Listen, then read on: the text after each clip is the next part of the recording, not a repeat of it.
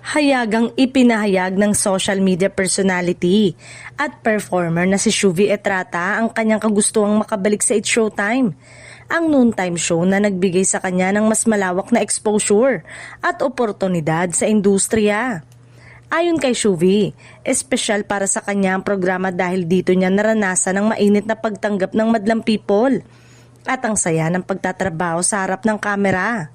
Sa ilang panayam, ibinahagi ni Shuvi na walang anumang sama ng loob o issue sa kanyang pag-alis noon sa It's Showtime.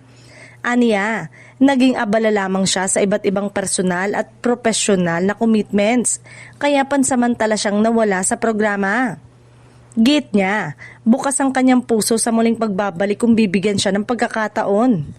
Dagdag pa ng dalaga, malaki ang kanyang pasasalamat kay Vice Ganda at sa buong Showtime family na patuloy umano siyang tinuturing na bahagi ng programa. Ayon kay Shuvi, hindi niya malilimutan ang suporta at tiwalang ipinapakita sa kanya ng mga host at staff. Dahilan para mas lalo niyang hangarin na makabalik sa entablado ng show. Kamakailan lamang ay muling nasilain si Shuvi sa It's Showtime bilang panauhin.